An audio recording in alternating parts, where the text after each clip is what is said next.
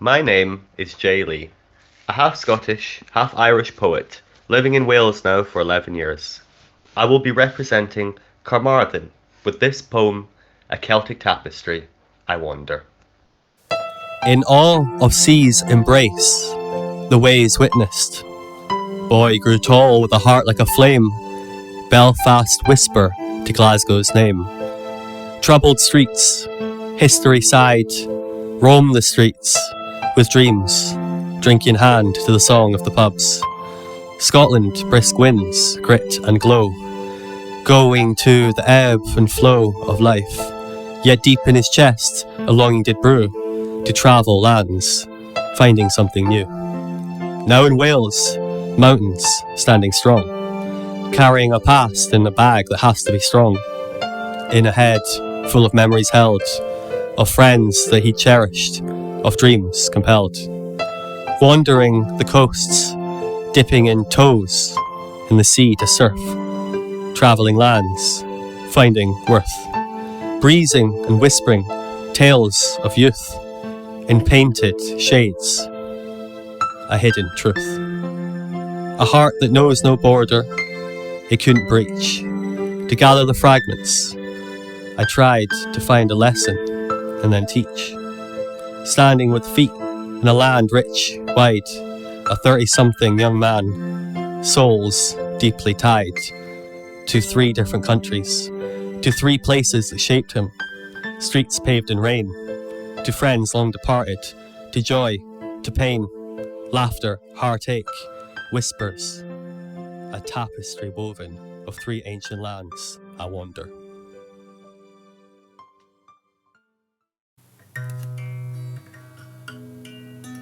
This is Phil Knight from Neath Port Talbot, Neath to be exact. Autumn follows the fair, and the change in seasons are part of its being, like the big wheel, candy floss, dodgems, and the painted images of yesteryear's movie icons. And as we move through the shimmering stalls and the crawling crowds, it sometimes seems we are all seeking the same unobtainable something, to hold forever summer's last ebb before it sinks into the sea of time. For when the fair lights fade and the almost marvellous miasma of melancholy becomes a memory, the days will grow ever darker and colder, and winter will be waiting.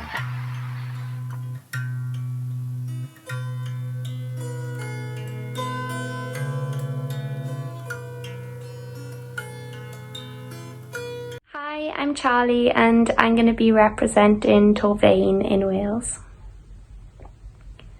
What if we were all connected in our reflections across the seas, through our secret desires that we whisper to the trees, through our differences, our imperfections and our ingrained beliefs, our mistakes and our misjudgments, our hopes, forgotten dreams? What if we listened to each other with a compassion for our fears, finding a common language through our laughter and our tears? What if all that truly mattered was to rid our lives of hate, to find our love, to share our love, and see the beauty we could create?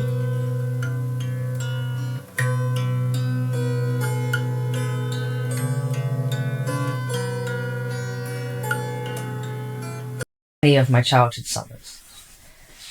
I will be reading A Bay in Anglesey by Sir John Betjeman. The sleepy sound of a tea-time tide slaps at the rocks. The sun has dried, too lazy, almost, to sink and lift round low peninsulas, pink with thrift.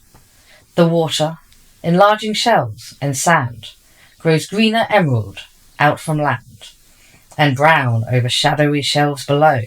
The waving forests of seaweed show.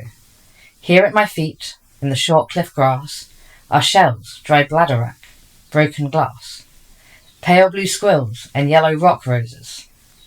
The next low ridge that we climb discloses one more field for the sheep to graze, which scarcely seen on this hottest of days. Far to the east, over there, Snowdon rises in pearl grey air, multiple larksong, whispering bents, the thymy turfy and salty scents, and filling in brimming in, sparkling and free, the sweet susurration of incoming sea.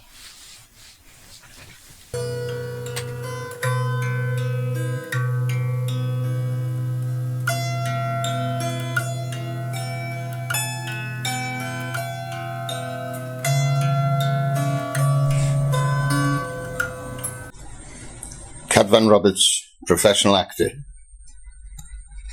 representing Sarah Flintshire. Let me not to the marriage of true minds admit impediments. Love is not love, which alters when its alteration finds, or bends with the remover to remove.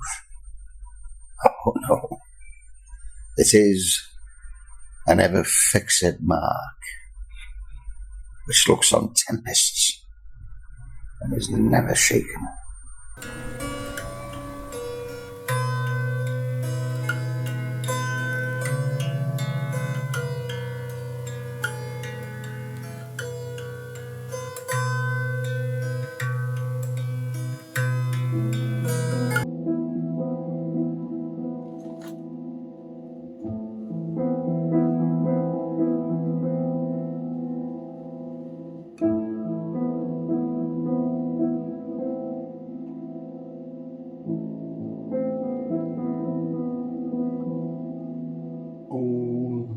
Those long-lost, still, warm, thick summer days, when butterflies struggle to flap their wings, ants retreat down into cool, deep-dug nests, and birds shelter beneath leafy canopies, when the air is as an old overcoat, engulfs your body and fills up your lungs. When thin clouds form above valleys below, imperceptible wisps and swirls at first, pressure rise and heat pulls moisture from earth, as billowed white pillows turn darkest grey. That thick, earthy smell of rain on the wind before the storm at the close of the day. This is how it feels at this point in time. Climate change and economic failure, joined in an obscene Troilist tango by a souped-up, mutating fascism, are on a crash course to global meltdown. This, the collapse of capitalism, was never forecast to happen this way. Never in one almighty, chaotic cataclysm of human stupidness. Who can comprehend the sheer negligence of elitist global politicians? The fucked, anarchic internet structure infects people's minds with software somas, leaving them enthralled to techno-wizards and their addictive artificial worlds.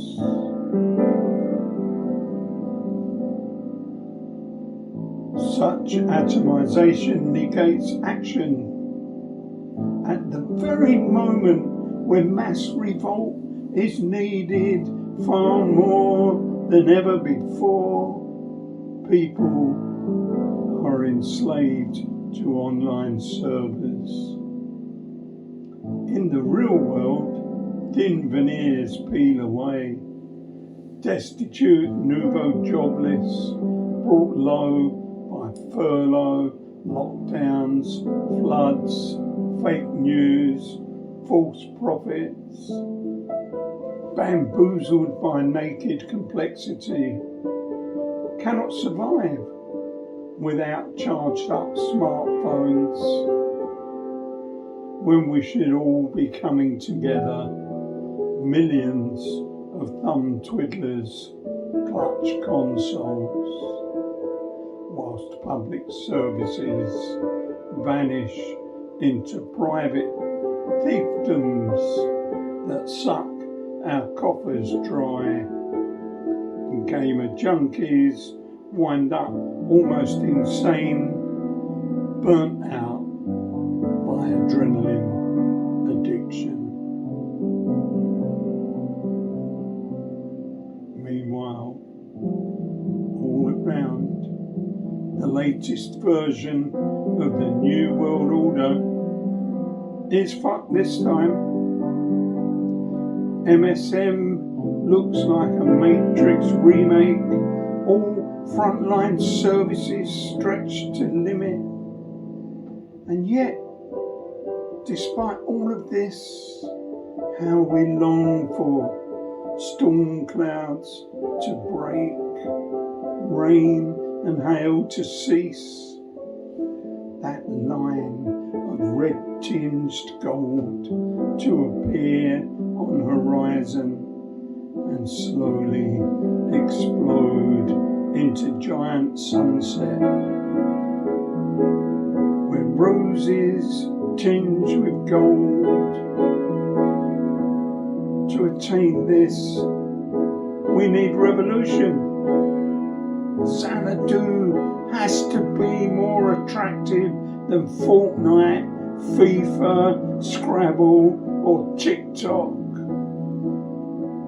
If we cannot tear these people away, sunsets and gold roses, not anymore.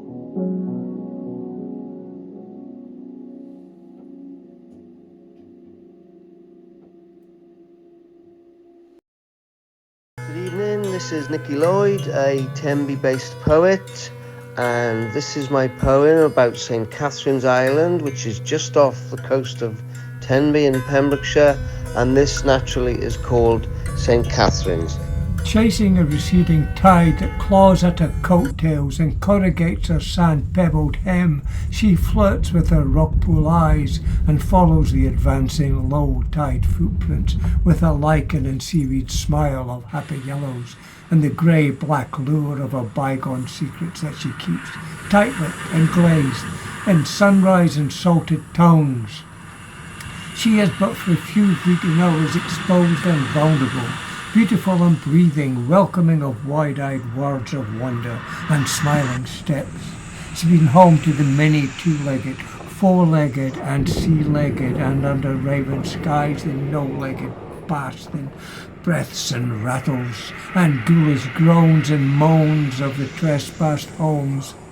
Place of prayer, a place for the sure-footed woolly backs and curios, a tale a day for the rest of days, under Albert's eyes and the percussive purr of the bobbing boats and the passer-by, to climb the sculpted steps of tide and time, fringed with the mermaid tresses and the galloping charge of white horses distresses, the rusted rails of hand-followed tails and the serpentine meander through her tidal-caved skirt, as a throw of her arms around the eager-eyed child full of fairy-tale smiles and ghost story shivers and arms to protect.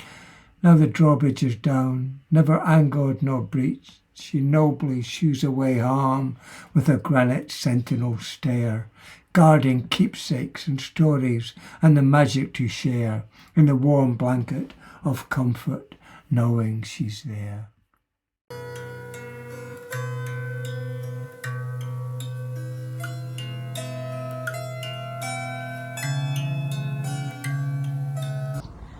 Hello, my name's Ian Thomas from Pontarnfraith in the Caerphilly County Borough in South Wales. I'm at what remains of Penartha Colliery. This poem is called 1984. How brave miners struck in 1984 They knew what they were fighting for. Jobs, communities, the future was at stake, attacked full force by the might of the state. If you want a picture of the future, imagine a boot stamping on a human face forever. Don't give me revisionism about a vote. They'd already voted. With their feet, take note. Remember the police riot in the Orgreave field? Battered by pigs with truncheons and shields? The object of power is power. The object of torture is torture. McGregor was Thatcher's hatchet man. Their crew tooled up with a master plan to shut most of the mines and then later more. Brutal revenge for strikes in 72 and 74. The object of persecution is persecution. Naked force, not real negotiations. Phones were tapped, spooks listening in to our boys, their enemy within. Police violence reversed by the BBC to show its opposite on our TVs. Big Brother is watching you. All are in his field of view. Villages were turned into battlegrounds. State thugs, no numbers on shoulders, never to be found. Miners viciously assaulted with bones broken, taken to court. Perversion of justice, heartbroken. War is peace. Ignorance is strength. The establishment would go to any length. We couldn't expect much different from the ruling elite. But why did our leaders kiss their feet? A Labour leader, courage of a dead sheep, trade union bottlers, enough to make you weep. We do not merely destroy our enemies, we change them.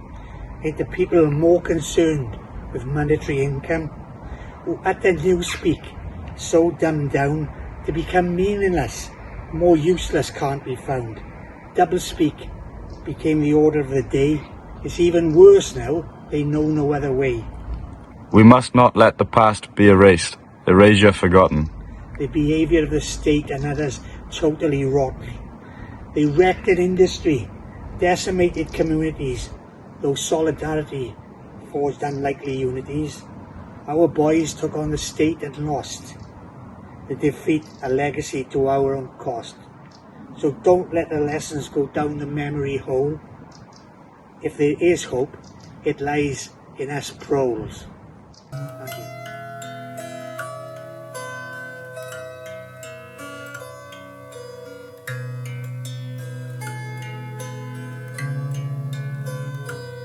Small Village Gossip, written by Julie Broadbent. Wrexham. Wrexham. With an X or a C? It's Welsh, yes, but next to Cheshire, England, if you follow the D. But what it is home. Same house. The bricks never moved. But it was once in Denbighshire, then Clwyd, then finally a city it was ruled.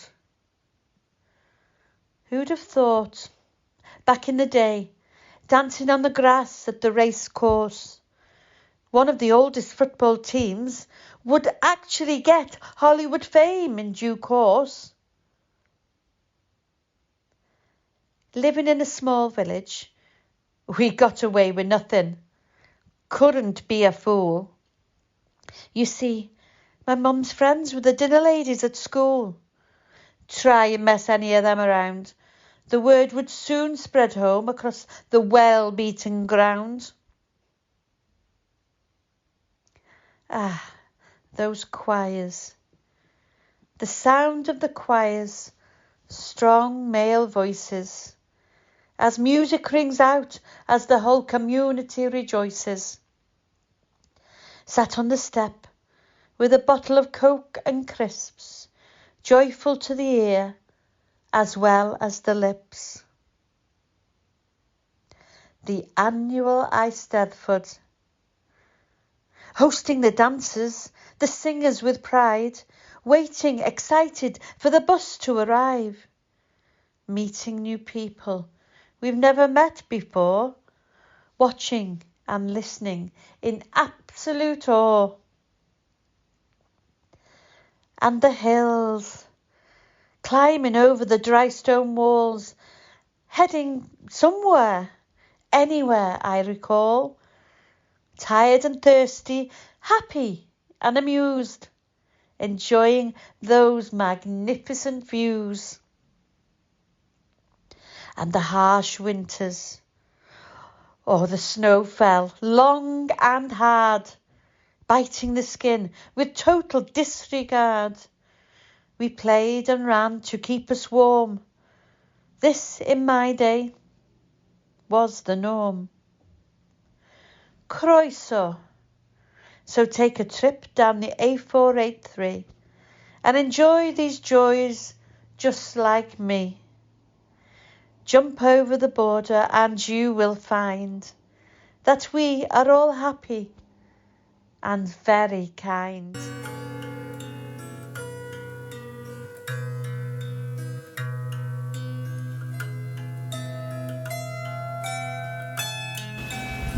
This is Karen Gemma Brewer in Sir Conway, County Conway in Snowdonia. This poem is called Unsuccessful Attempt. Driving to Snowdonia, our relationship slipped like scree into separate valleys. Gripping hands across the arete, our fingers held between gear changes. We zipped together clever 8-tog sleeping bags and clattered into the night. Two slates chipping keen edges against sharp memories. Your morning opened at a pain grey face I could not brighten. Love seized. Under the bonnet on our overheated engine, my tears hiss goodbye.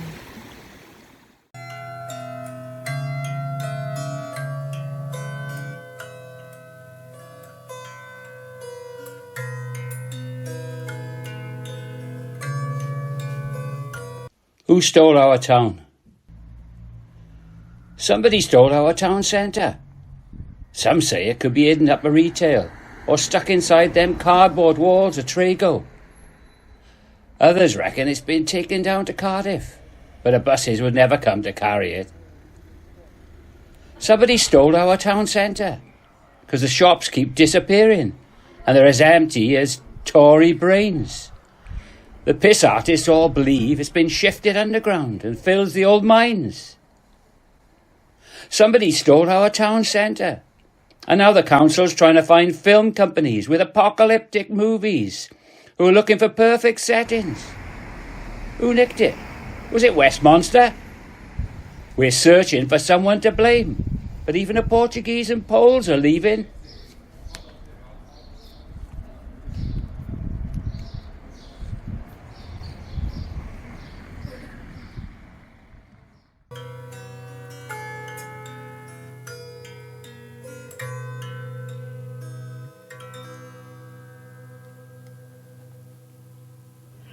Hiya, I'm Mary Kay. I'm representing Blind and Gwent, having worked there during my career as a mental health nurse.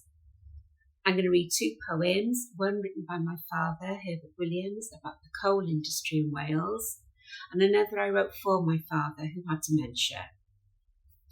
Black Harvest by Herbert Williams.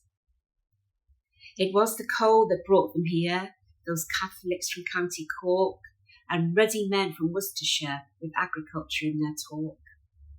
It was the coal that gave them work, and men that took the work away. But boom or slum, the coal remained, a harvest underneath the clay. It was the coal that raised the tips, and coal that fashioned Pandy Square, and coal that brought evangelists to shake the mountains with their prayer. It was the coal that brought the furs for ladies who would never dream of picking up a safety lamp and crawling through the 4-foot seam. It was the coal that made them all, Ledwechdy, Ystrad, Abercraf. But now the holes are just for moles. Can those communities survive? Or will the young men go away to make themselves a kinder fate in places where they cannot see the blood upon 100-weight? It was the coal, the shining coal, that gave us visionary men, that looked beyond the winding gear and saw the new Jerusalem. But coal is dirt, and coal is hurt, and coal is many gone from Wales, and coal is Aberfan. Oh God, that bloody coal is coffin nails. Only now are you truly awake for my father. Only now are you truly awake, when Sinatra swoons greet jumble state, your crew's giving his a run for their money. Honey sweet, deep ocean tones, lyric pure, pitch perfect your voice, glide smooth through each line, in time, sublime your rendition. You hold each note like a newborn, precious. Memories dance in front of your eyes, you thrive. Such musical moments strive to find the essence of you. Ignite lights once diminished, they shine, remind you of you. Only now are you truly alive. Only now are you truly you. Ghostly presence of dementia left behind. Your confusion, debilitation, displaced as a vast library of songs grace this space where it's yesterday once more. King Cole, Bing and Co. all race to embrace your middle core. Only now are you truly set free, unrestrained. Each refrain contains the beauty that is you, lucid, present, content. Ribbons of joy fly happy as kites. I'm a child, soothed by your lullabies, lifted by your laughter. This place where music blooms flowers, dementia holds no power. Defeated by melody, it dwindles to dust. Just happy tenderness remains, like sun on your lovely moon face. Only now are you truly awake.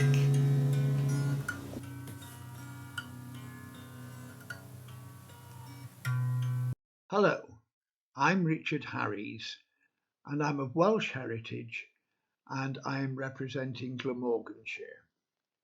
Return to the valleys. From a tiny village in Wales called Cwm Felin Fach did my mother hail. She grew up there before the war, but after 1954 never again it saw. As her parents passed away, she had no reason to go back after that day. 3 decades passed, and after so long at last, I went with my own family to the valley, where she had passed her childhood and did dally. There was just one street amidst the green hills, very quiet and pretty, nothing commercial to thrill. I am told that when she lived there, the green hills were slag heaps so bare. I went to see her childhood home, from where she around the world did roam. She had become a Queen Alexandra's nurse in the war in Cairo, and in conflict so terse met my father, a soldier over there, wounded in hospital, and at her he did stare. They got married, and he telegrammed his mum that he had fallen in love, married and was having fun. That's all he said, that he was wed. Grandma thought he had an Arabian bride, and waited to meet her with eyes opened wide to meet this Yashma girl, and was very happy when she was a Welsh girl. Grandma was a Victorian and was of her time, and a far more detailed telegram would have been fine. Back to the valleys we go, and the villagers themselves to me did show. Are you Gwenny's son? Said one. Oh, she was so bright and full of fun. Do you know she went to a secondary school? A girl, too. She was no fool. She even had to catch a bus, which she did with no great fuss. Another said, what a girl, with lovely blonde hair that did curl. Do you know that she had her hair cut in an Eton bob? She had guts. A third villager pointed out the Labour Hall and said she played cricket and could throw a ball. She was the only girl in the village team. She could throw a ball hard, high and clean. She threw one ball so high it went clear over the clubhouse in the sky. I was amazed that 30 years had passed, yet the memories of her so did last. If I returned to the street where I grew, I know that at that time, 30 years later, that memories of me would be none, not few. It seems this tranquil village life kept vivid memories of her so rife. Bless Mum, she died in 1966, such a long time ago.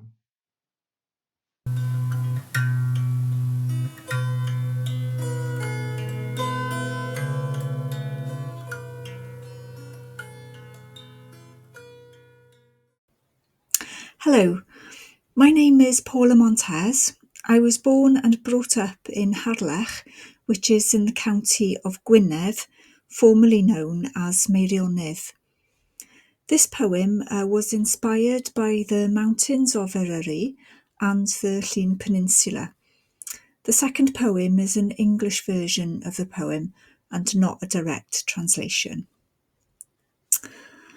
Mynyddoedd y Gogledd. Ymysg mynyddoedd Meirionnydd a Llŷn, rwy'n nabod pob dant ac asgwrn llym. Y chwedlau yn dyn yn hirwedd y ddraig, ysbrydion yn sibrwd dros bob craig. Y cynffon ar hyd y glannau eiraidd yn gwarchod cyfrinachau cyn-oesol y craidd. Y môr yn gaeth i gleisiau y llechi, wrth i adain y ddraig cynhyrfu a lledu. A finnau'n cysgodi yn llwydni'r ysgwyddau, ac yn teimlo'r cyffro ar hyd fy ngwreiddiau. Mountains of the North. Amidst the mountains of my youth, I know each spine and jagged tooth. The dragon landscape clasps the myths and masks her secrets in the mists. The tail curls round the golden shore to guard the rocks of ancient core. The bruised peninsula frames the sea as the dragon bristles her scales of scree. I nestle between her shoulder blades in cooling calm of slate grey shade. The peak awaits, I tie my boots and feel the tingling of my roots. Thank you for listening. Hope you enjoyed that. Bye.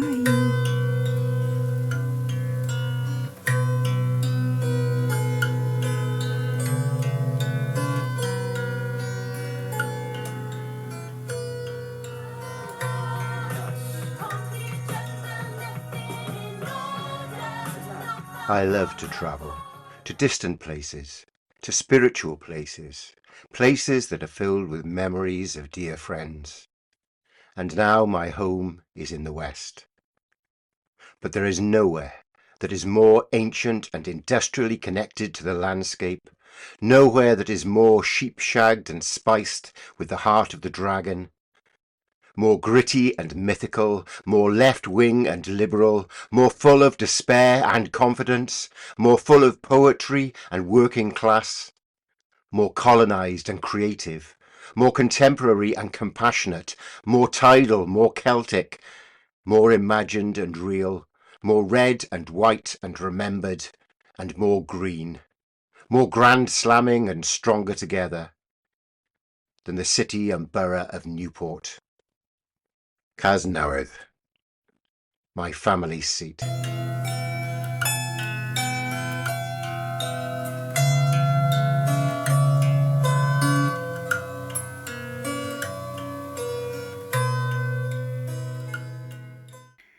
This is a poem about Cardiff, the capital of capitalism. I met her inside the Giggly Squid. Fake cherry blossoms arched around us, both of us returning briefly to the city where we had loved and grieved. Our hearts aching for the distance we've travelled since and the aspirations we've fulfilled elsewhere. We spoke of our lives and our declining health, my friend and I. We had more energy then, helping to midwife the city's expansion. And now I come to shop, and she flies here to see her grandchildren. We note the human lives here, now spent in poverty, litter, food banks, alcohol-fueled fights, drugs, domestic abuse. There are worse cities. And there are poetry nights here. When I first arrived in 1981, I stood in awe of Epstein's Christ in Majesty at the cathedral, and Rodin's Kiss in the City Museum, and the arcades where our voices once echoed over the balustrades are now buzzing with cafes, draped with green foliage, and they're cracking open walkways to link them up. Cardiff Bay was derelict, and now there are water buses, ice cream and hot Welsh cakes to lure you to the water mecca. To see the Senedd building that wasn't there before, politicians struggling between the parochial and the national, accused of snaffling funds, not sharing them enough with other parts of Wales. We come out into the sunshine and the bright blue sky, and there are people sitting under the trees, husbands waiting for wives to emerge from the maze of shopping malls, mothers placating noisy toddlers with promises, people with nowhere else to go asking for spare cash, a busker singing of broken love.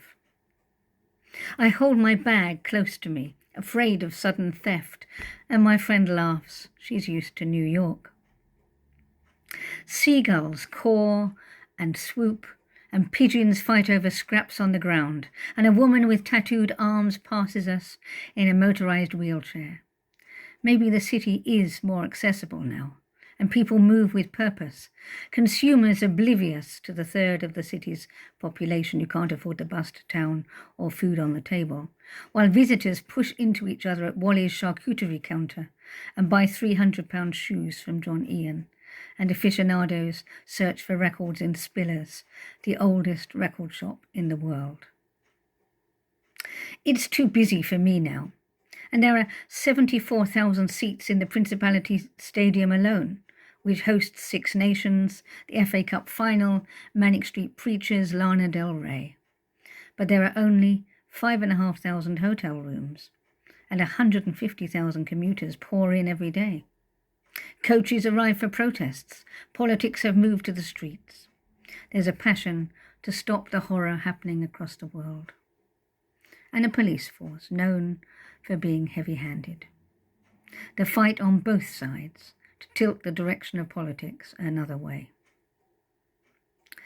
We'll go to Pontcanna Fields, my friend and I, grab a coffee, walk beside middle-class people and their dogs, and before we part, and bury again the anguish of separation, the separation of two people who left here years ago.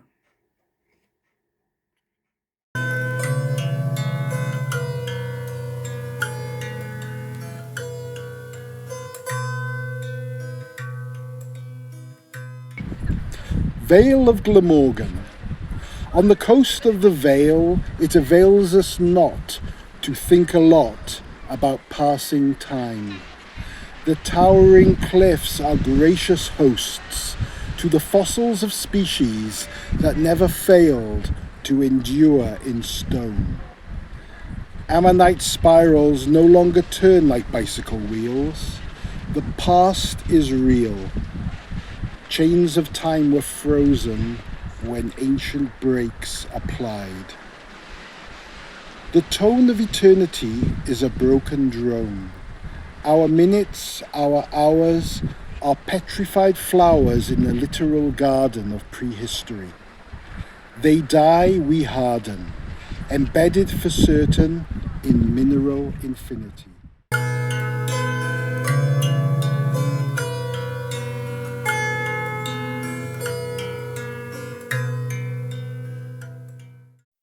I'm Howarth Hodgkinson, representing Denbighshire, and this poem recalls my first ever trip to Wales. It's called School Trip.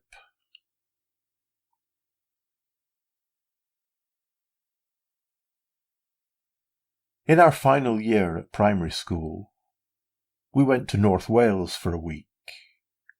It was my first time away from home without my parents, and my first border crossing, unless you count the occasional Sunday forays across the Lancashire-Yorkshire frontier. We stayed in chalets in a holiday camp by Prestatyn Beach, and every day after breakfast a coach would take us to see one of the places of interest on our detailed itinerary, places that were all a long way from Prestatyn. On the journey I would gaze out of the window at the passing mountains. If I looked backwards, I could see the length of the coach through the gap between the seats and the windows, or at least I could see as far as Donna, who was looking forward through the same gap from her seat near the back. We arrived at whatever castle or steam railway we were visiting each day, had the guided tour or the train ride, then piled onto the coach again to get back to Prestatyn in time for tea. In the evenings we were free to wander the camp, though we weren't supposed to venture beyond the perimeter fence. There was a play park with a roundabout and slide, where no one seemed to go.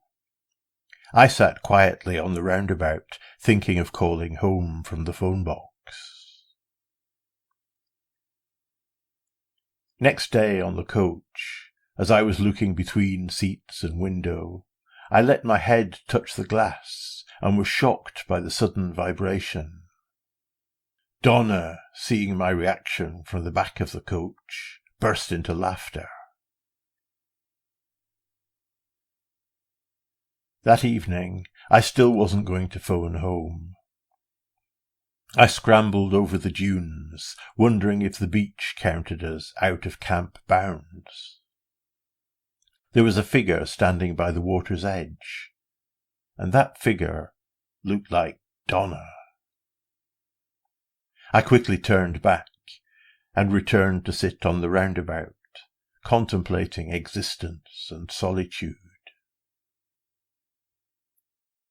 Donna strode across the play park towards me and gave the roundabout a hefty push, jumping on board when it was going as fast as it would go. I stared into her eyes. I was no longer thinking of phoning home, and the world behind her spun.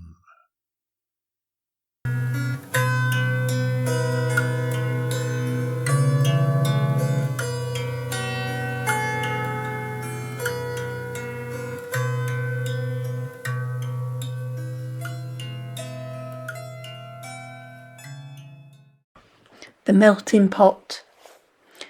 My history goes right back, a string of mothers stirring the pans, chopping and teasing, opening wounds, sealing lips, being good neighbours, marching for rights.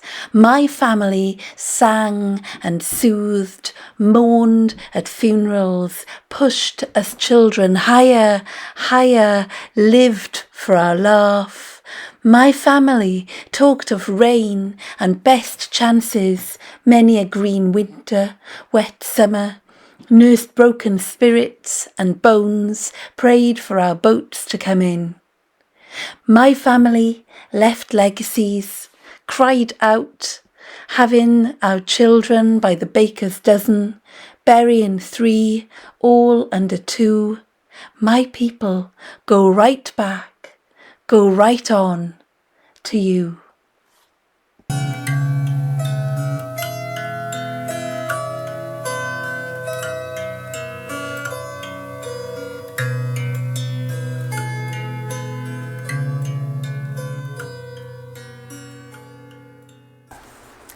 Hi, I'm Rebecca Lowe and this is my poem for Swansea, Lovely, Ugly.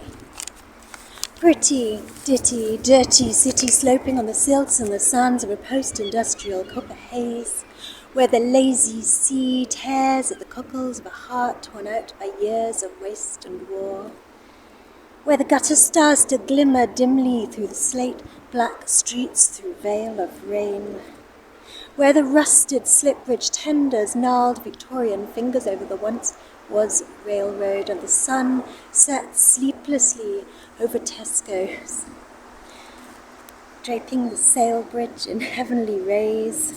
Oh, marvellous metropolis, oh, hallowed home, home to the boot-blackened Sunday best Baptist leaning slack-backed in ancient pews, with limbs like a lobster bent into double-jointed mumblings of worship. Guide me, O thou great Jehovah, pilgrim through this pretty, shitty, lovely, ugly city, home to vagabonds and poets, whose scratchings of eternity lie scattered in the mud-spattered waters of destiny and debris of dreams. Soporific seraphim of a city, where stucco-painted angels fall over the peeling snooker halls, metaphysical poetry spoken angrily through spews of beer, where gun-strewn streets meet sweetly with the broken stems of flowers, where garrulous gulls poise priest-like on cliff-tops, hooded like monks, and the sky makes a tomb of the waiting waters. Eternity is in the dock. Time stands still on the old Guildhall clock. Tick-tock, tick-tock, tick-tock.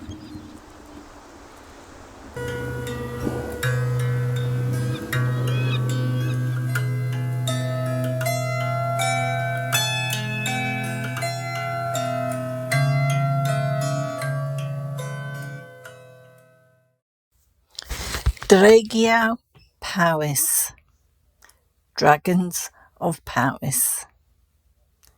It's the largest county in Wales, is Powys, but it has the smallest population. No wonder there are dragons here, not just on the flag, but on the hills and in the valleys, breath camouflaged in the early morning mists, hiding in the depths of the lakes and dams, their roars disguised by the thunder of storms. They're on the roads, right by the schools, keeping down the speed so people don't drive like fools. In Prestine, the red dragon is seen, watching people drive by. He remembers the 35,000 Welshmen whose lives were lost in World War I. All somebody's husband, brother, father, son. Under Radnor Forest, so legends do tell, lays the last dragon in Wales, who's asleep for a spell. And so he'll stay in the slumber so deep, while 4 churches, all with St. Michael's name, guard the edges of the forest to keep him asleep. On Pennybond Common, many sheep do roam, snacks for the dragons to take to their home. When you're in Raider, just follow the trail of dragons in the museum.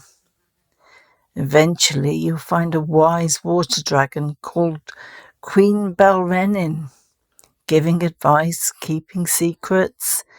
In Clandrindod Wells, her cousin dwells. There's a dragon in the lake, just down the road from me, and if she could speak, this is what she'd say. I watch them, the people in kayaks and canoes. I hear them, the children laughing, screaming in the playground.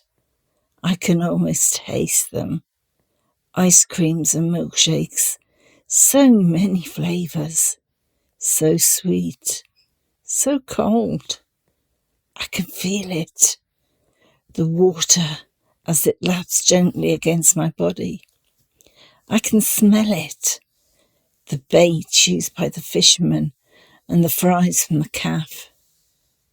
I lost my head for a while, but now I am whole again. I am happy. I can look over my domain.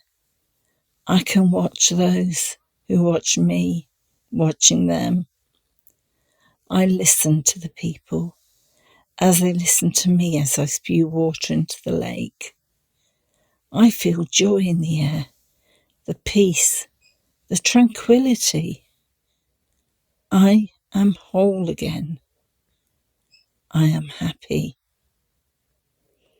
Here be dragons, in the valleys and lakes, on the hills and in the skies, shrouded in the clouds, listening to this rhyme.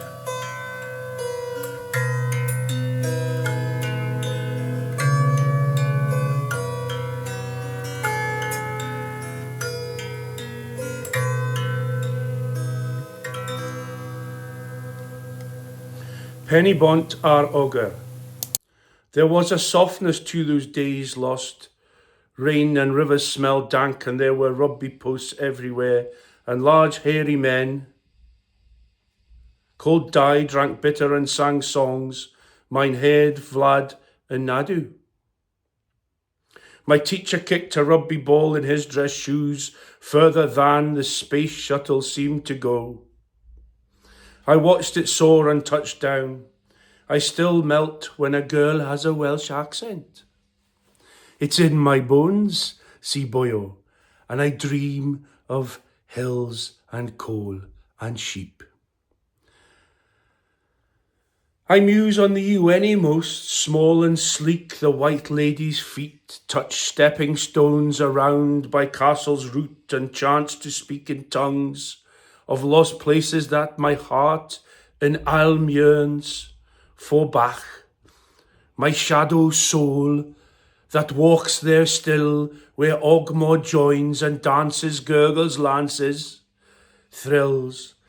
And if I hear or someone speaks to me in the accent of my past, it wells up in the hills, the spring at Helicu that long since I left passes Pencode, to meet, still in memory, the Ogmore at Bridgeend's foot.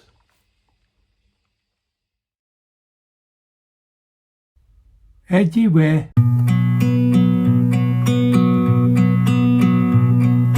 Dacw yn chariad I lawr yn y berllan, tŵr am dir o'r am dir adeilad y law. O na bawni yn o fy hunan, tŵr am dir o'r am dir adeilad y law. Dacw'r y tŷ a dacw'r sgubor, dacw ddrws y beidyn agor. Fel di'r adeilad y law, fel di'r adeilad y law, tŵr am dir o'r am dir adeilad y law. Dacw ddirwen wych gan henog, tŵr am dir o'r am dir adeilad y law. Golwg arni sydd far serchog, tŵr am dir o'r am dir adeilad y law.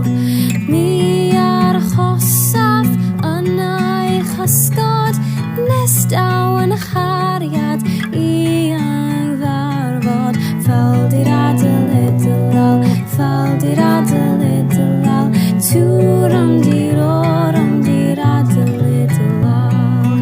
Dacw'r delyn, dacw'r tanau, tŵr am dir o'r am dir adeilad y law. Beth wyth gwell heb neb i'w chwarae, tŵr am dir o'r am dir adeilad y law. Dacw'r feinwen hon I sfanol, beth wyth nes heb gael